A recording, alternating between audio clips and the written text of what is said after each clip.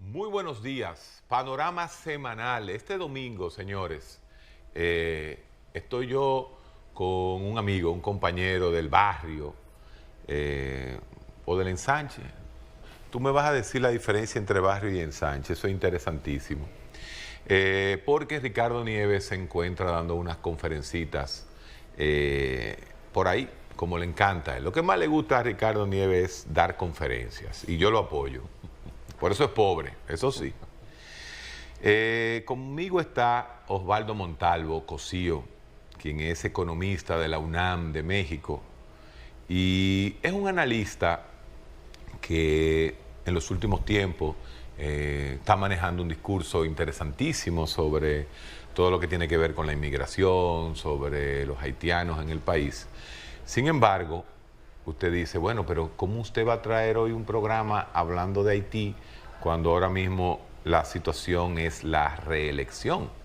La situación que se está dando en el Congreso, que este viernes hubo muchas marchas, ¿no? Pero vamos a tocar temas, vamos a tratar de hacer un enfoque de la realidad política a través de un economista de la UNAM y un médico. Usted dice, bueno, vamos a ver lo que sale, vamos a ver cómo nosotros podemos hacer este análisis de la coyuntura social. Pero antes,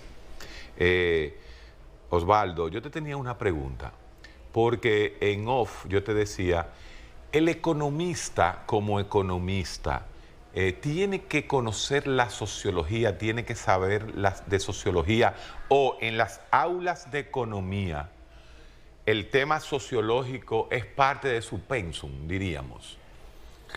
Mira, antes que nada, tú recordarás a Harold Priego, que era un gran genio, amigo. Genio de la Caricatura. Y entonces, porque eso hay que tener un talento excepcional, porque en un recuadro, Sí, en un solo plasmar. plasmar algo que sea tan completo, muchas veces tan sarcástico y a veces tan contundente en un recuadro. Eso es un talento que no lo tiene mucha gente.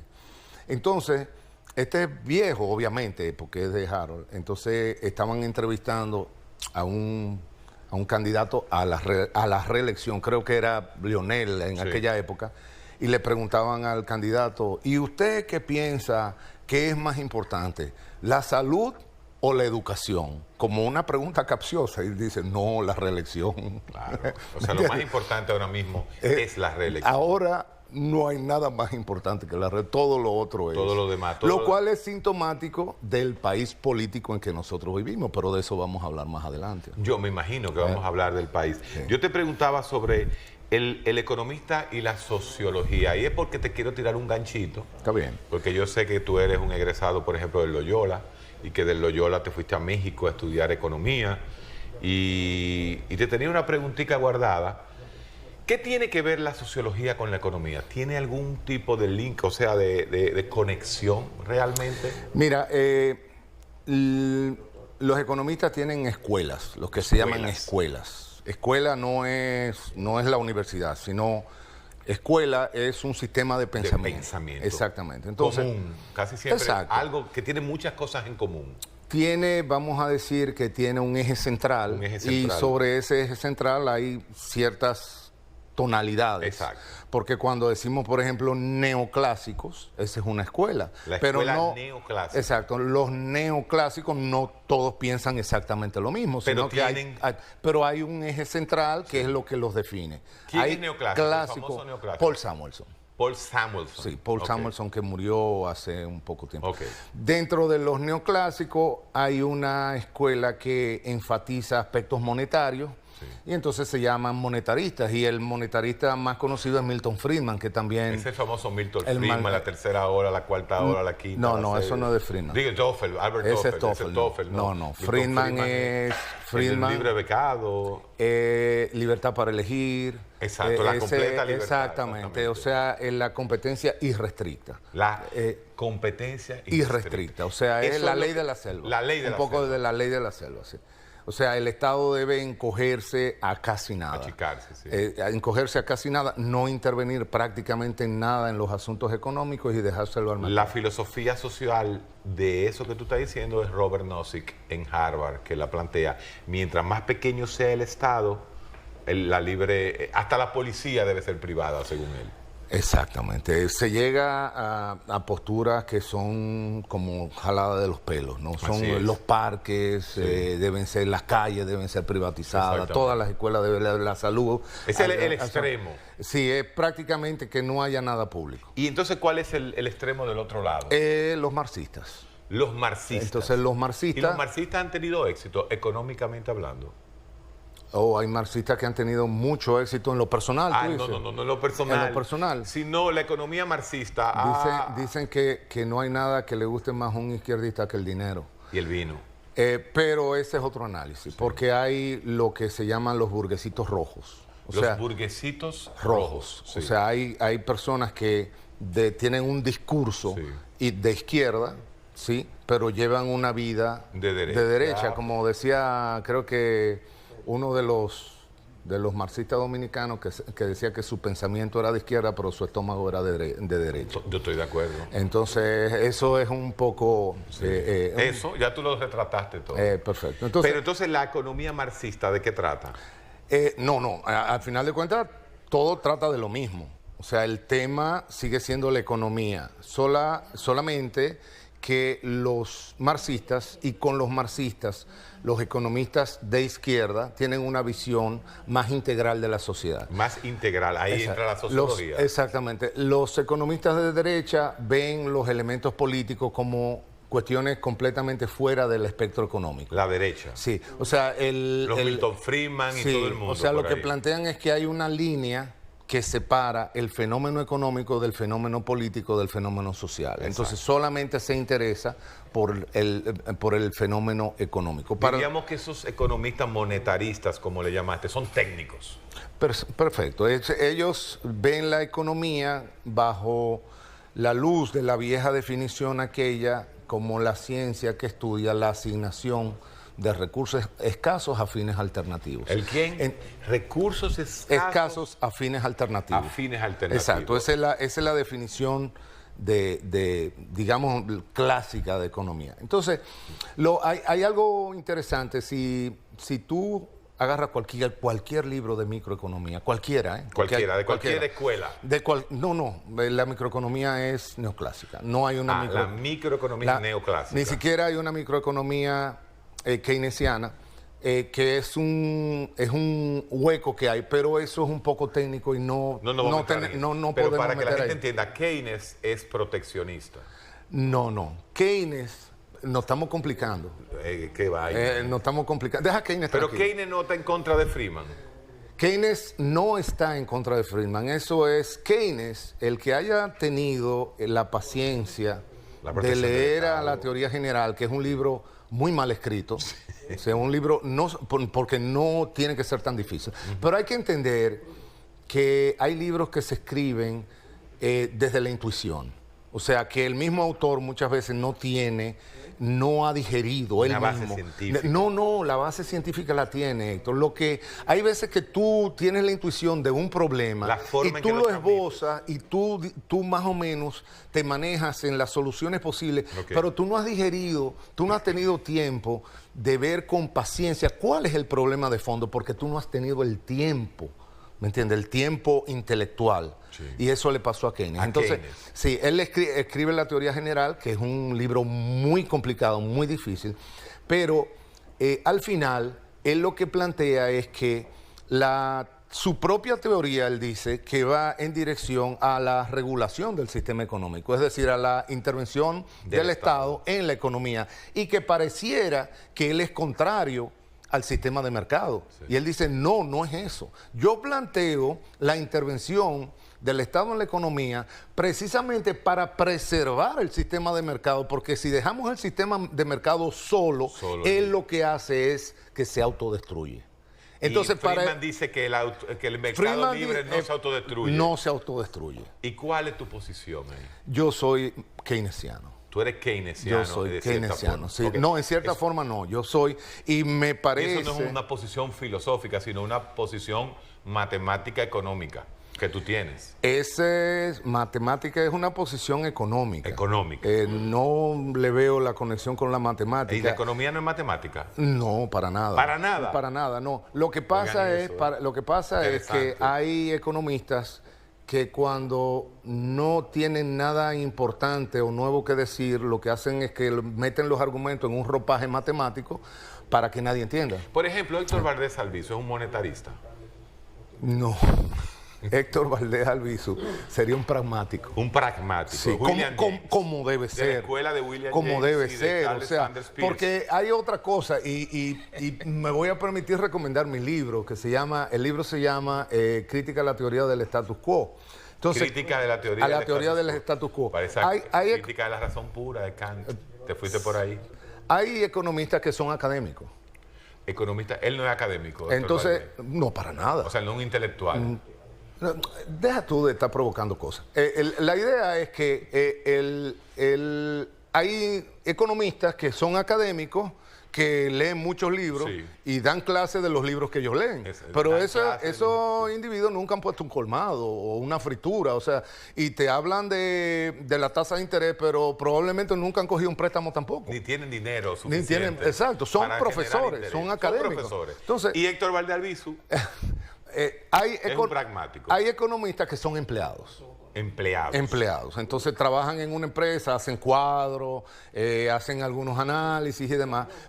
Y hay economistas que son economistas políticos. Okay. Son economistas que tienen influencia en el Estado. Son los economistas que realmente inducen cambios, proponen cambios. Yo no estaría tan seguro que Héctor Valdés Albizu sea ese, pero yo creo que si él ha durado tanto tiempo en la dirección del Banco Central es porque está resolviendo. Es porque él sabe manejar el sistema monetario. Qué bonito es escuchar a otro economista decir eso. ¿Y Andy Dawager? ¿Qué? ¿Cómo que qué? Tú sabes dónde yo voy. Andy es un economista brillante. Brillante. Sí, brillante. De Columbia University. De Columbia. ¿Él es de Loyola, igual que tú? No, él es de La Salle. Es de La Salle. Pero es blanquito de La Salle. ¿Qué fue lo que él hizo? ¿Qué? Andy ha sido, según sus propias palabras, ha sido consultor del Estado Dominicano en diferentes gobiernos. Okay. Ahora, eso es tecnicismo. Ahora ha estado... Ese es el economista técnico. Puede ser. Yo no conozco los intríngulis. Okay. Lo que sí hay un problema. ¿Y cuál es el problema? Y no es un problema ni de Andy, ni es un problema mucho menos de Valdés Albizu, espérate, Héctor, ni de Valdés Albizu. ¿Cuál es la situación? Que cuando se vende un servicio, la consultoría es un servicio. Por ejemplo, yo soy tu paciente, tú me vendes un servicio. Sí. Es un servicio lo que tú me vendes. Es lo mismo. O sea, yo voy donde ti y te digo qué me está sucediendo y tú haces un diagnóstico y tú dices, mira, te está pasando esto y me parece que tu opinión. Yo puedo ir, yo puedo ir donde otro psiquiatra y a lo mejor él tiene una opinión distinta. Sí, y me da probablemente. O me da un medicamento distinto. Yo lo apuesto eso. Exactamente. Entonces, ¿qué sucede? Lo mismo sucede con las consultorías, pero hay un tema. Pero hay un tema. No, papá, déjame agarrarte en tu propia tecnicismo, papá. Dale. Es que tú no me conviene a mí como paciente. ¿Por qué tú crees que tú no me conviene a mí como paciente? ¿Por qué? Porque tú me pagas menos. A ti yo no te puedo cobrar igual que al otro. Entonces, si yo tuviera 200 pacientes como tú, yo ganaría la mitad de lo que produzco. El punto es que cuando la economía es muy relativa. El punto es que cuando se brinda un servicio... Hay que cobrar. No, aparte, obviamente, no estamos hablando... la gratuidad no existe. Exacto. La gratuidad no existe en ningún sentido. Pero tiene que existir un contrato bien delimitado donde se establezca cuáles son las fronteras del servicio prestado. Exacto. Y cuál es la retribución que se va a recibir por ese servicio. Yo quiero que Ricardo vea este programa, porque Ricardo no para de mandarme gente que yo tengo que ayudarlo.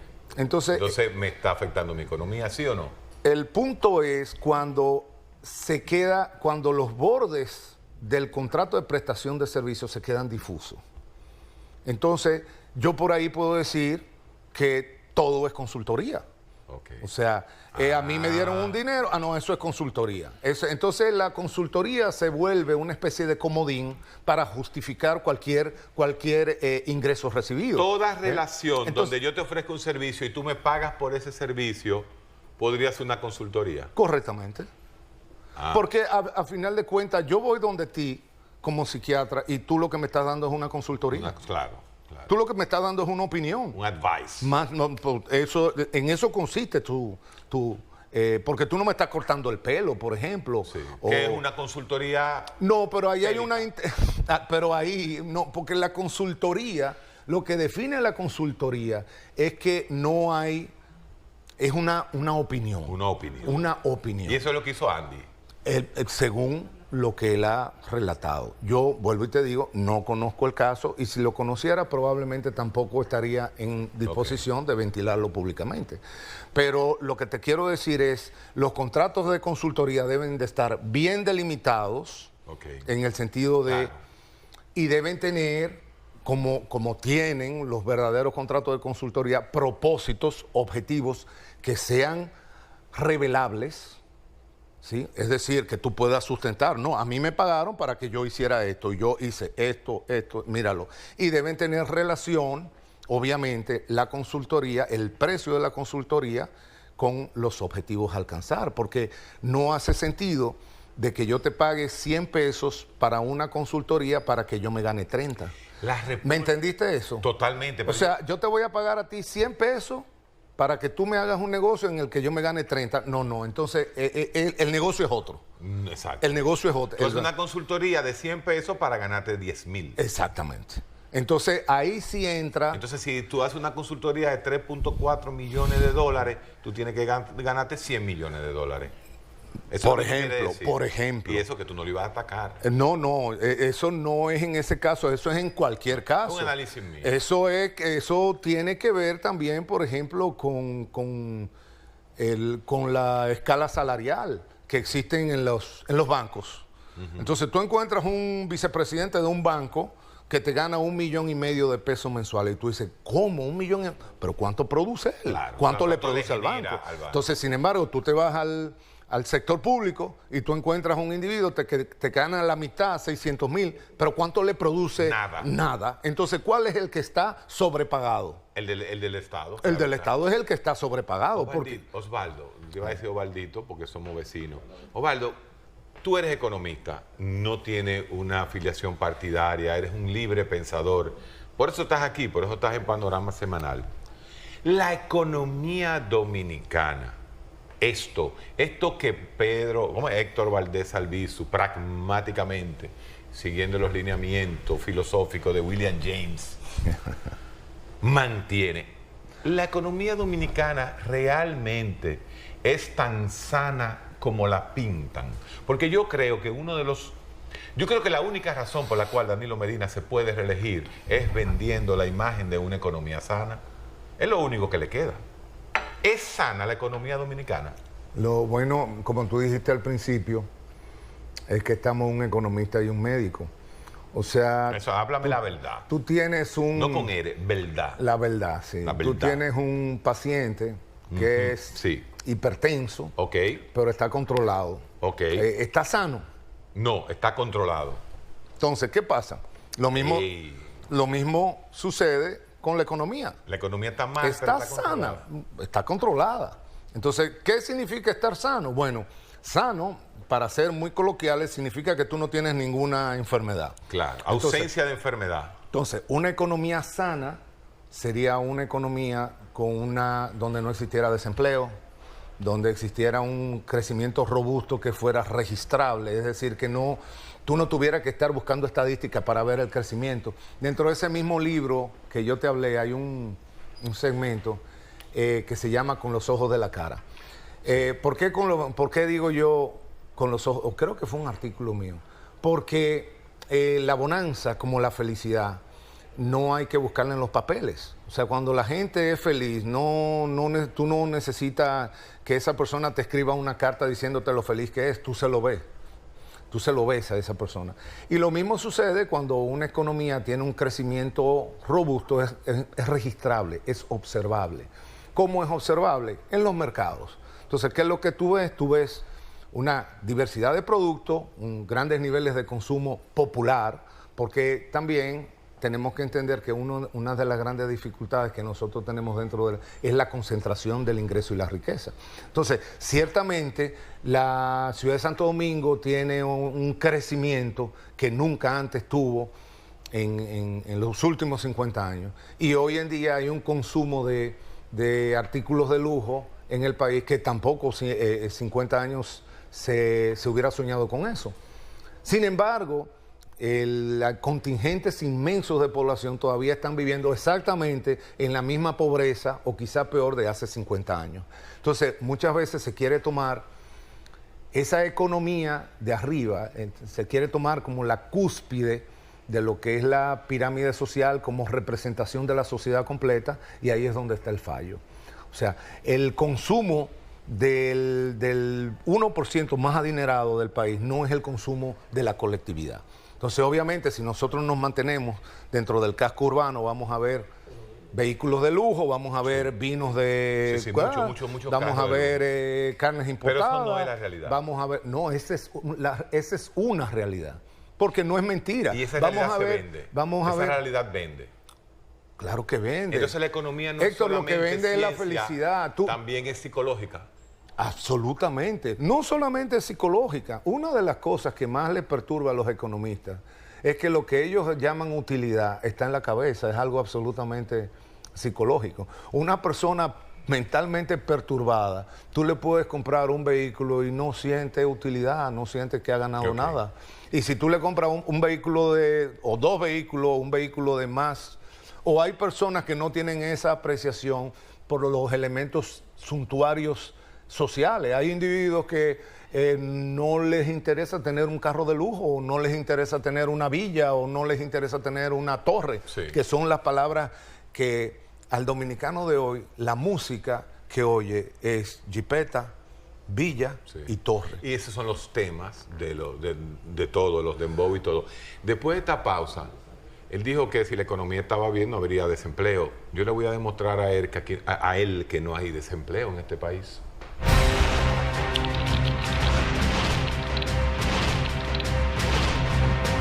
Seguimos hablando con Osvaldo Montalvo, quien es economista de la UNAM y un analista social que en este momento está teniendo mucha vigencia con respecto a diferentes temas en la República Dominicana. Hablábamos de que si era real que la economía dominicana estaba bien, y obviamente, como buen economista, me tambaleó un poquito por un lado y me salió por otro. Si la economía es que el desempleo esté bajo, y sucede lo siguiente, atención, esto no me llega a mí, ni le llega a él, porque nosotros somos clase media, ¿verdad? Bonos para toda la familia, 2019-2025, mujeres, hombres, jóvenes estudiantes, vives con tus padres, personas separadas, personas extranjeras, estos y más. Tarjeta Solidaridad de 3.800 bonos, tarjeta Solidaridad. La pobreza ha encontrado en estos bonos, en estas tarjetas, en estos bonos gas, en estos bonos luz, en lo que se le dan a los viejitos, una manera de empoderarse.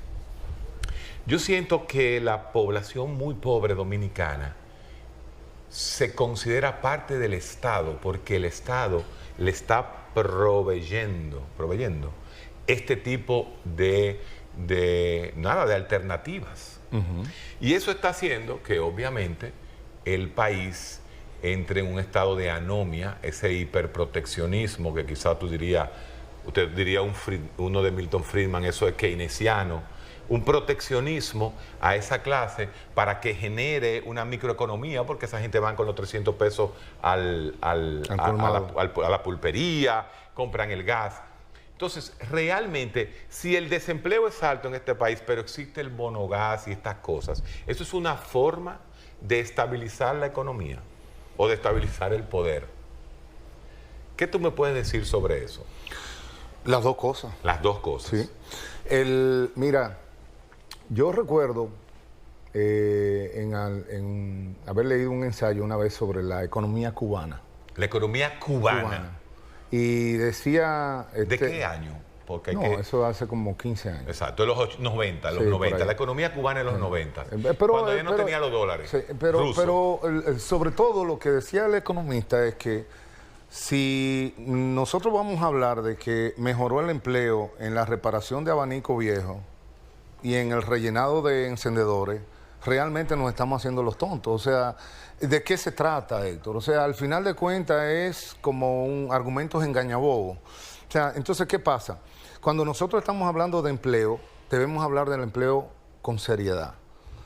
¿Qué pasa también? Que las técnicas que se utilizan se prestan a manejos inadecuados. A manejos inadecuados porque, y eso lo decía un economista americano hablando de los chinos, todo el que es gobierno siempre va a tratar de presentar la realidad como mejor de lo que está. Claro. Eso lo hacen los chinos, lo hacen los cubanos, lo hacen los americanos, lo hacen los dominicanos. Y además decía Buharin que todo poder es conservador. Todo poder es conservador, no solamente el poder político.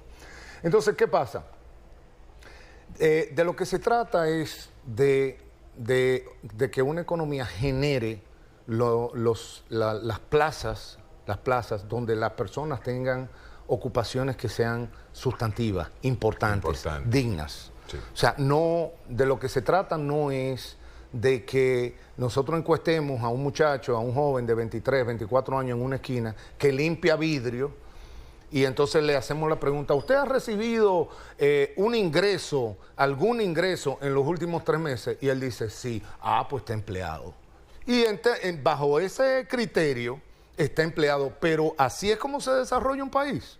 O sea, un país se desarrolla con la juventud limpiando vidrio.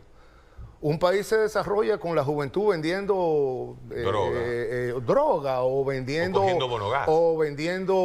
muñequitos en los semáforos. Pero obviamente que no, o sea, nos estamos haciendo los tontos.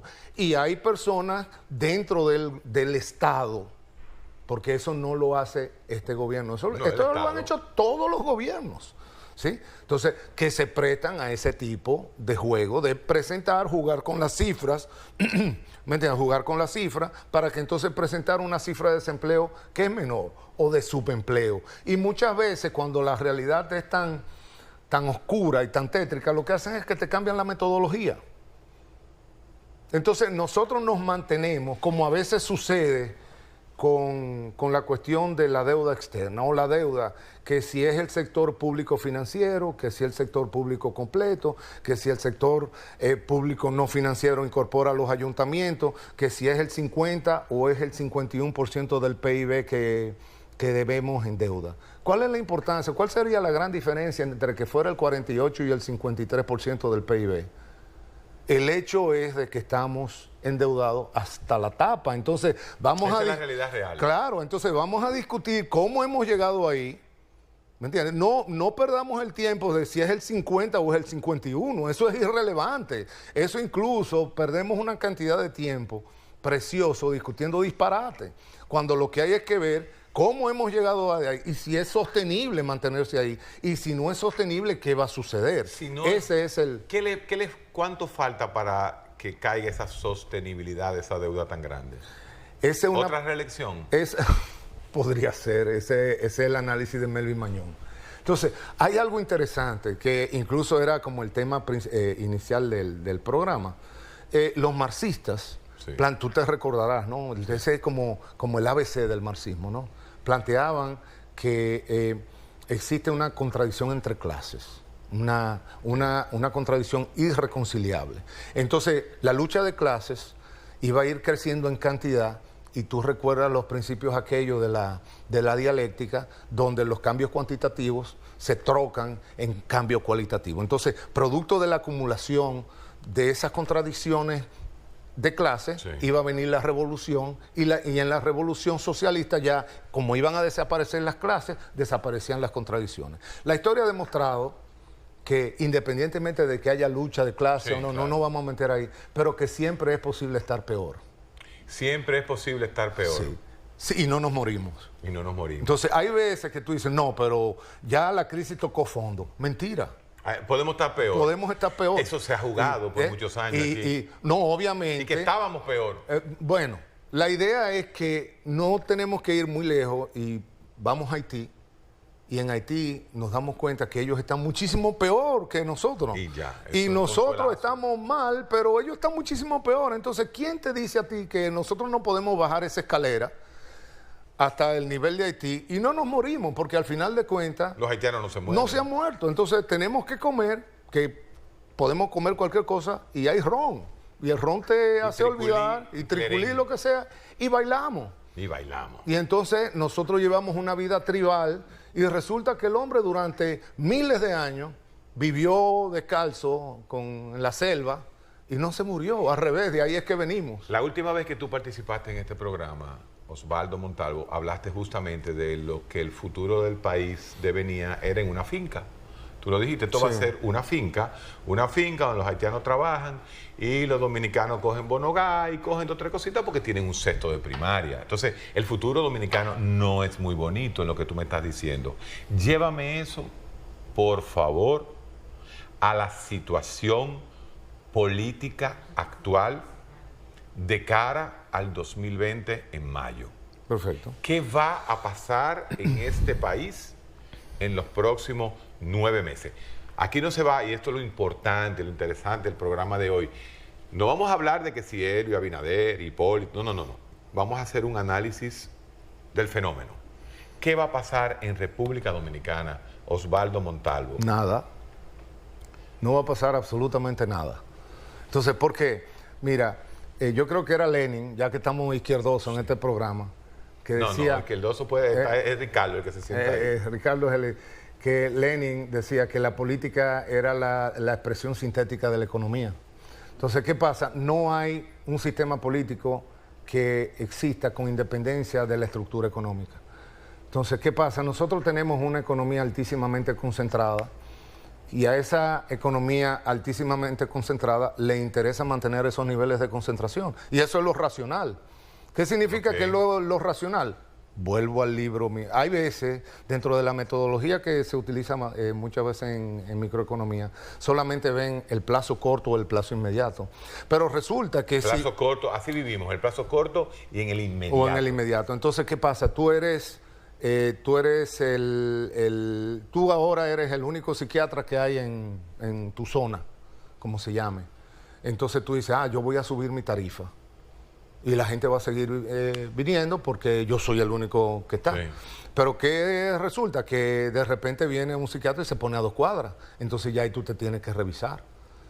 Tú dices, espérate, yo no puedo subir de forma indiscriminada el precio porque de repente aquel a lo mejor no es tan bueno como yo. Ese me huele a libre mercado, free mediano. Pero la gente se... Entonces, ¿qué pasa? Por lo menos déjame ir una vez. Toda persona que tiene un interés comercial, el que sea, no solamente se debe fijar en el plazo inmediato o en el plazo corto, tiene que ver la empresa, su comercio, como una entidad con vocación de permanencia y de infinitud.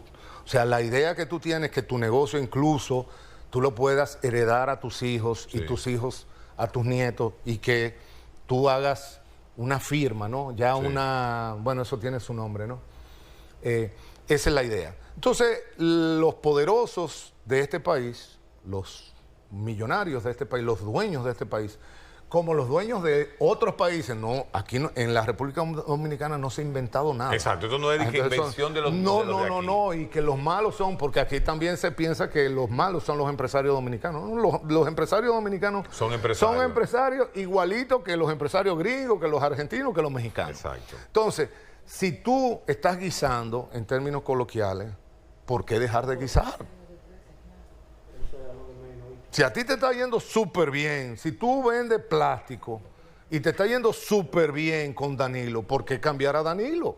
¿Cuál es? Ah, no, que el país, no, el país soy yo. Ahora es como Luis XIV, ¿no? Sí. El país Dios es mi Sol. empresa. El rey sol. ¿Me entiendes? Mi país, o sea, la economía es mi economía. Y así es como se piensa, salvo cuando hay crisis muy agudas, Claro. que entonces ya esas personas empiezan a entender que la economía no es únicamente su economía. Pero muchas veces hay que estar al borde de una revolución y muchas veces aún en el borde de la revolución no lo ven.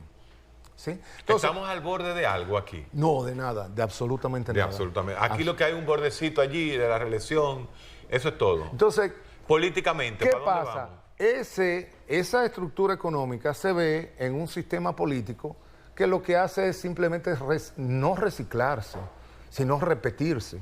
Porque incluso yo que he dicho en más de una ocasión, ya la generación mía, que no somos viejos todavía, pero ya yo tengo 57 años. Sí. A mí me gustaría ver jóvenes de 45 años haciendo cosas en el sector público, planteando proyectos, planteando ideas, planteando cambios. No lo sabe. Sin embargo, ¿de quiénes son los actores? Danilo, Leonel y Danilo. Hipólito. ¿Y por qué tú te expresas de esa forma, Hipólito? Tu lenguaje corporal dice porque mucho. Hipólito tiene todavía más tiempo, o Milagro, o sea, o Fello. ¿Y Luis? Luis es un joven viejo, porque Luis al final de cuentas es su papá. ¿Me entiendes? Entonces, lo que te quiero decir, para no entrar en un personalismo, porque además no tengo nada en contra de ninguno de ellos. No, exacto, tú eres un libre pensador. Entonces, son individuos que han ocupado el discurso político durante 30 años, sí, y son los mismos personajes, y no hay que esperar absolutamente nada diferente de lo que han demostrado hacer. Entonces, en estos 30 Estado, años. Con ese pensamiento se queda el Estado. Después de esta pausa, este nihilismo y esto que todo es lo mismo, creo que le conviene a Danilo nada más. Vamos a ver lo que pasa en el último segmento.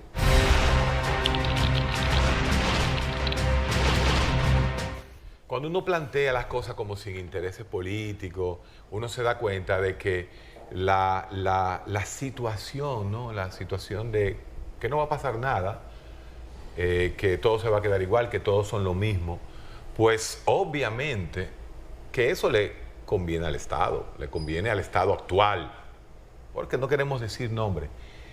¿Qué va a pasar en los próximos 8 meses? Dime algo, ¿se va a quedar quien está? ¿Va a venir la reelección? Porque eso es lo que nosotros queremos hacer aquí, hacer una especie de predicción futura del punto de vista tomando las aristas independientes.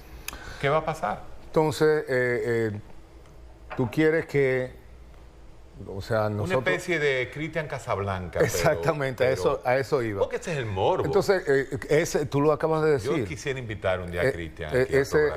¿Qué pasa? Que al final de cuentas, los resultados, las resultantes, vienen de la oposición de fuerzas de distinta dimensión, de fuerzas que van en direcciones distintas y tienen valores distintos. ¿Qué significa eso? ¿Quién se va a quedar entre Danilo y Leonel? No sé, porque todavía falta un trecho largo. Ahora, de que se va a quedar el PLD, se va a quedar el PLD. ¿Por qué? Porque todo lo indica así. Se va a quedar el PLD porque maneja todos los resortes. Todos los resortes del poder. No solamente el presupuesto, sino maneja todos los resortes del poder. Entonces, maneja la justicia, maneja el Congreso, maneja los empresarios, hay una palabra maneja que el no dinero. Entonces tú estás hablando que hay una dictadura virtual. ¿Por qué virtual? Real. Claro. Hay una dictadura ahora, real. pero no es una dictadura. No, claro, porque no es tan dura. No es Trujillo, no es tan dura. Mira todo lo que yo digo y todavía no me meten preso. No, ni a mí. Primero porque tú sabes por qué no meten preso ni a ti ni a mí. ¿Por qué? Y a mí no me han seguido tirando todo lo que me tiran para controlarme.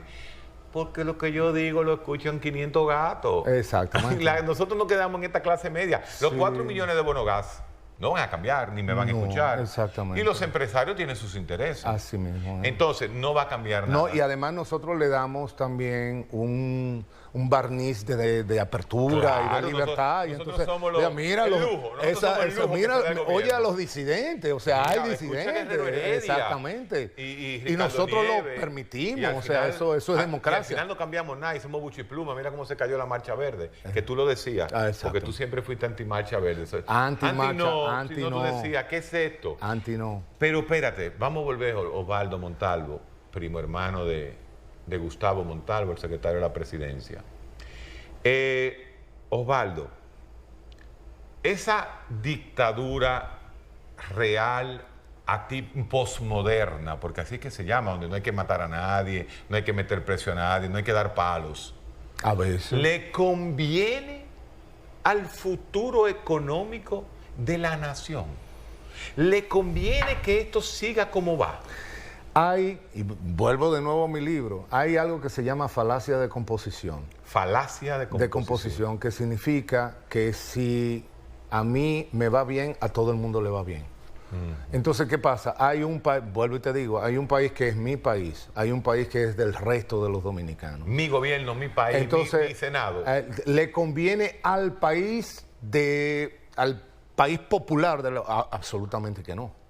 No le conviene ni siquiera el bono gas. O sea, y creo que lo dijimos en otro programa, Héctor, o sea, las políticas de asistencia social tienen criterios, deben usarse con criterios de finitud, de focalización, incluso deben demostrarse que la persona está buscando alternativa a hacerse un parásito del Estado. ¿Entiendes? Pero no se hace así porque eso es lo que genera justamente dependencia, y esa dependencia significa voto, eso es un voto duro. Okay. Pero entonces, ¿hasta cuándo ese sistema es viable? Hasta que se pueda financiar. ¿Y cómo se puede financiar? Eso sí es un dato interesante, porque y eso es un artículo que yo escribí que se llama Las bandas del ingreso. Y así, muy rápidamente, yo lo que planteo es lo siguiente: los ricos, y vamos a hacer una abstracción, hay una línea que separa los medios de los ricos y que separa los medios de los pobres. Los ricos son inmunes a la presión fiscal, porque cualquier ataque fiscal que reciban de parte del gobierno, lo que hacen es que lo transmiten a precio, porque las empresas son de ellos. Entonces tú me aumentas en precio, yo aumento los precios. Entonces a mi rentabilidad, el dinero que va a mi bolsillo, eso les resulta indiferente. Yo te recomiendo que no presiones mucho, porque cuando los precios suben, entonces hay menos consumo y hay más protestas sociales. Claro. Pero si tú quieres subirlo, súbelo. Porque yo lo voy a llevar. El pueblo lo aguanta. Exacto. Como decía yo, en la época de Leonel, al príncipe le pueden subir la gasolina a 500 pesos y el pueblo la paga. Exactamente. Perfecto. Sí. Los de abajo tienen como límite lo que los clásicos economistas llamaban el mínimo de sobrevivencia. ¿Cuál es ese mínimo de sobrevivencia? Bueno, hay gente que te dice que se mantiene con 3,000 pesos. Y tú dices... En psicología se llama el principio de Peter, Peter Principle. ¿Cómo lo hacen? O sea, ¿cómo una familia pero se mantiene? Sí. Yo no sé cómo, todavía lo pienso y no sé cómo, pero ese es un mínimo donde no se mueren. ¿Y la arepa? Y esa clase tiene una forma de mantenerse como clase.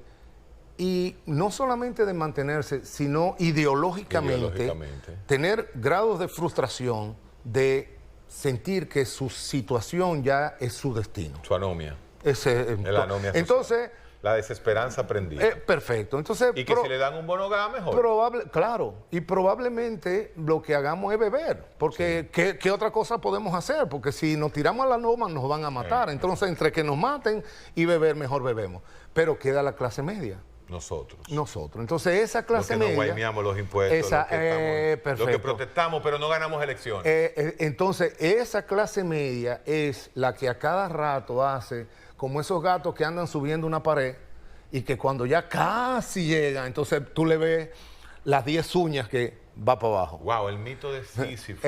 Albert Camus, parte 2. Exactamente, el mito de Sísifo. O sea, tú siempre andas con un proyecto.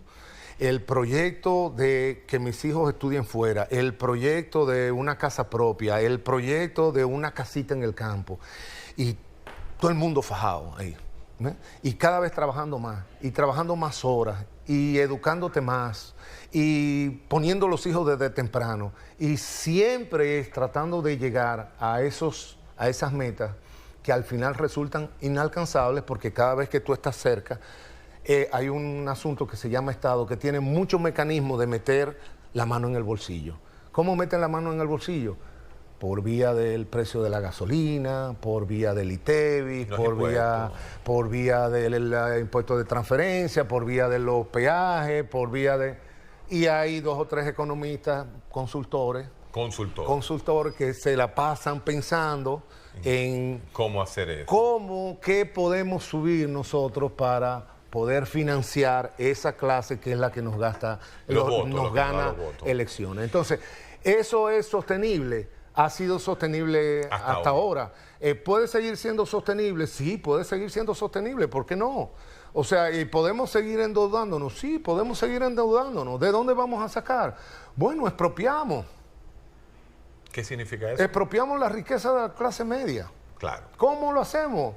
Tenemos mecanismos. Hay mecanismos. Y la clase media no puede hacer nada. Claro. No puede hacer una revolución. Entonces, ahora, obviamente, entonces ese no es un proceso. Este proceso es igual a Venezuela, entonces. No.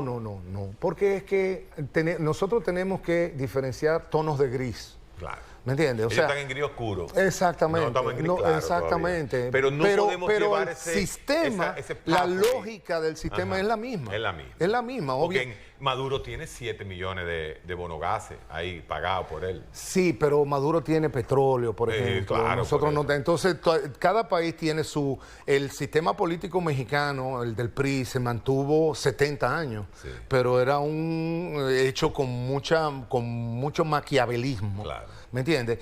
Y siempre contando con los recursos. Aquí hay potencial para ser más maquiavélico que el PRI. No me parece. ¿No crees? No, porque nosotros no tenemos recursos naturales. Si nosotros tuviésemos recursos naturales... O sea, si nosotros si tuviéramos realmente una entrada fija, fuéramos una dictadura 100%. Escríbelo. O sea que muchas veces el no tener recursos naturales, lejos de ser una maldición, puede ser una bendición. Para que lo sepa. Eso es como... Y ha sucedido aquí. El ejemplo es Venezuela. O sea, aquí hay algo en el piso, en la tierra, y si alguien lo descubre, olvídate que se meten a tu finca, sacan lo que haya de valor y te dejan el hoyo. Y te dejan ahí. Y tú dices, pero ¿por qué tú te opones al progreso? ¿Por qué eso es progreso? Me opongo a ese progreso porque ese progreso lo único que me va a dejar es un hoyo. A mí no me va a tocar nada. La riqueza se la van a llevar. Entonces, eso no es un invento, eso simplemente lo podemos ver en la historia reciente. Después de este programa, a mí me van a llamar, me van a acusar de que yo no ayudo a la causa antirreeleccionista, o que si yo ayudo, que el programa de hoy termina yo diciendo que se queda quienes están. Bueno, es que ese no es mi problema. El problema de nosotros era hacer tuyo, porque realmente en este programa, por suerte, solo has hablado tú. Pero hay algo, Héctor. O sea, por ejemplo, cuando tú pones agua a calentar, y el agua, tú sabes cuando está hirviendo, ¿verdad? Porque tú nada más tienes que sacarle... Y el agua, si tú la dejas, después que tú le quitas la candela, se va entibiando. Y llega un momento en que tú metes el dedo y tú dices, ¿está fría? Entonces, la oposición dominicana, ¿sí? Hace como así cuando yo te digo que tú metes el dedo y tú dices, no, pero esto está frío. Cuando te van a cortar las uñas, que al principio un calentado, y después tú dices, entonces, ni caliente está. Entonces, la pregunta mía es, ¿cuál oposición? Porque oposición es oponerse, es investigar, que, por ejemplo, es denunciar, déjame decirte algo. Es confrontar. ¿Cómo se confronta y cómo se habla y cómo se expresa y cómo se denuncia si no hay vehículos para hacerlo? Porque todo está copado, porque todo está controlado por esta dictadura. No. ¿Cómo se hace? Porque es sencillo. ¿Cómo se hace oposición cuando mis intereses sustantivos están del lado del adversario? Repite eso. ¿Cómo yo? Hazte cuenta, tú eres gobierno y yo soy la oposición, ¿verdad? Pero resulta que mis intereses comerciales están de tu lado. Entonces yo lo que hago es una oposición. Ya, lo dijiste. bobolona, Entonces, en otras palabras, el problema es el mediatizada. Bueno, lo que pasa es que todavía y por muchos años no se ha gestado un movimiento realmente opositor pero la que haga vuelta de una verdadera Pero la oposición. vuelta de la tortilla, simplemente cambiar las caras. Como el ser humano, como el dominicano no dice, mira, yo voy a votar por X nada más para cambiar. No, pero para eso tenemos las cosas de belleza o los concursos de belleza. No la política. No la política. O sea, si de lo que se trata es de cambiar cara, es como yo le he dicho a mucha gente en reuniones políticas. Si lo que vamos a hablar es disparate, mejor vámonos al colmado y nos ponemos un trago. No sé si tú me sigues. O sea, si vamos a hacer reuniones para política, tienen que ser reuniones con propósito. Júrame que tú no eres un agente encubierto del gobierno. No, tú no lo eres. ¿Y entonces? Yo ando en un Toyota Corolla del 96. Toyota Corolla del 96. Del 96. ¿Y eso te da orgullo? No, ya me está dando vergüenza.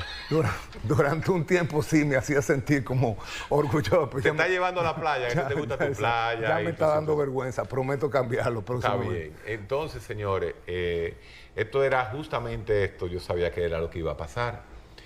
Cuando uno ve las cosas y uno ve sobre quién están pasando las cosas y uno dice, sobre dominicanos con un sexto de primaria, no hay mucho que buscar.